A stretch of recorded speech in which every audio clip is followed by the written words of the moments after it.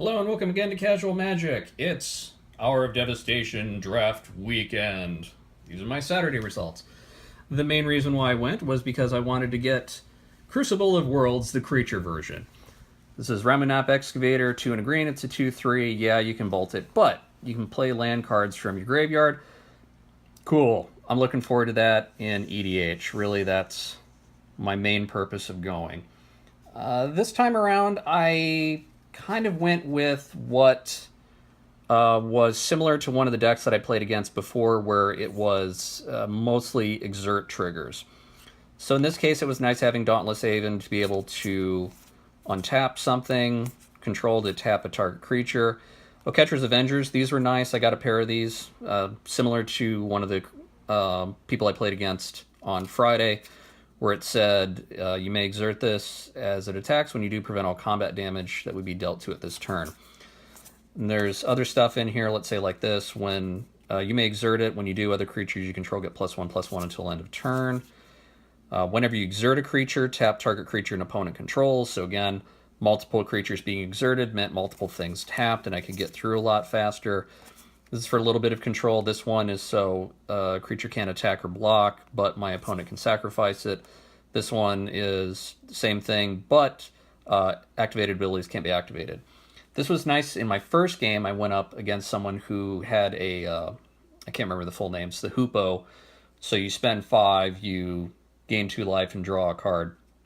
At least having this early, it was nice. Then they unsummoned it, got it back. I put this back out. That way, at least it wasn't doing damage to me in the air. But it could still gain 2 life. And it went again and again and again. And I think she probably got 12 or 14 life off of that thing. I mean, I got her down to probably about 2 at some point. But it just went on and on. Eventually, we went to turns in game 3 and ended up drawing. So that was unfortunate. Dusk was nice, at least for some of the more aggressive decks. I didn't mind blowing up everything with power 2 or power 3 or greater, especially with some of these, let's say like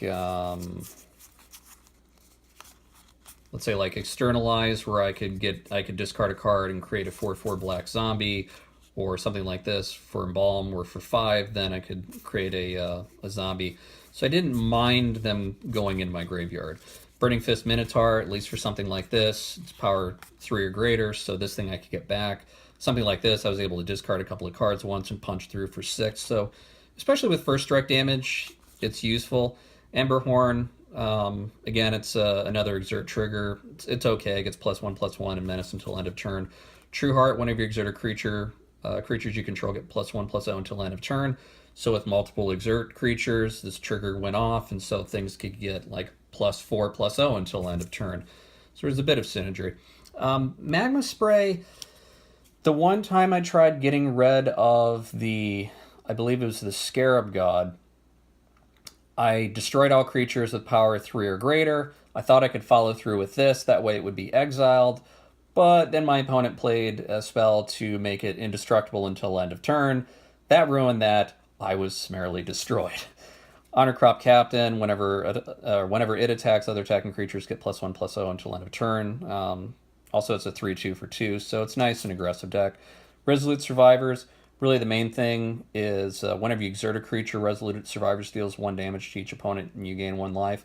So let's say I had 4 creatures all doing the exert, then I could get +4 life and do 4 damage to my opponent, 8-point life swing, very useful.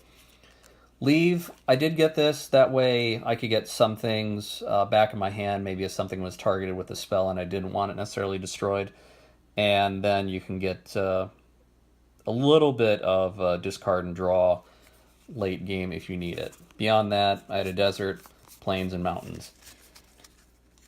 As far as the sideboard is concerned, I got another Claim to Fame. Beyond that, nothing too exciting.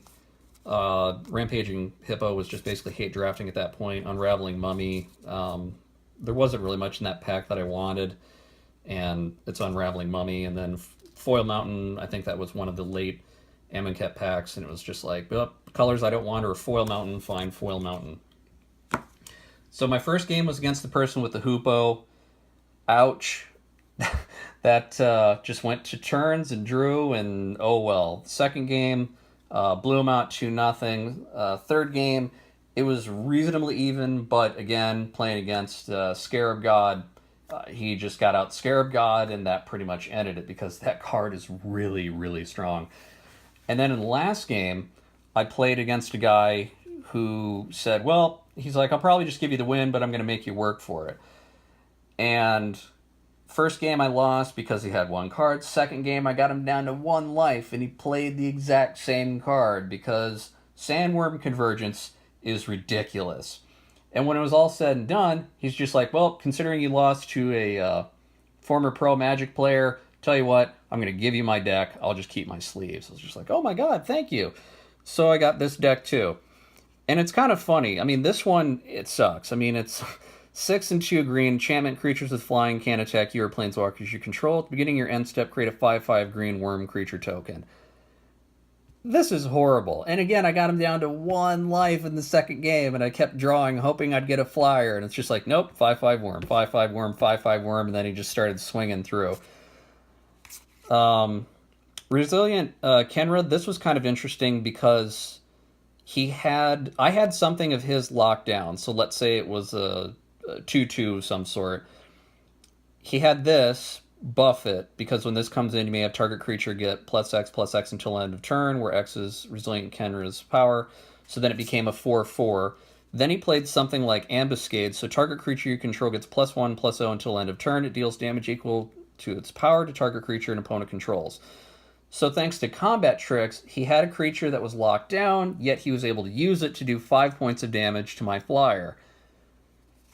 Pretty much, this is the win condition in this deck, and it's an excellent win condition. I played against it on Friday, too. And beyond that, he's got some flyers, some things that can come back, and then combat tricks. And then more combat tricks, like +3/+3 and gains reach. Prevent all combat damage. You gain 4 life. If a creature died this turn, you gain 8 life instead, which playing against an aggressive deck is like all the time. And it's 1 green mana as an instant. This is an insanely good common. And then Shred Weakness. Target creature gets +2/+2 until end of turn. You may remove a -1/-1 counter from it. And he played that against Exemplar of Strength, so he was able to buff that and get a -1/-1 counter off of it. It was strong. It was really, really strong. It had really, really good synergy. And actually for this, I kind of want to play it just by itself against some friends and just see how it goes. So when it was all said and done, SnowRunner threw these in for the top finishers as well. It's the buy box promo. I don't know why he was giving out buy box promos. But it's nice. It has a Flick 4, and when it isn't blocked, you may cast an instant or sorcery card from your hand without paying its mana cost. So I don't know necessarily how good it'll be in EDH, but yeah, I'm looking forward to playing it, and it's another card. And because I ended up 5th on Saturday, then yay, I got my 3 prize packs. I will open those up in a separate video. But again, my main purpose of going was getting Reminap Excavator. It was fun, and just because it's draft weekend, chances are I'll probably go back on Sunday too.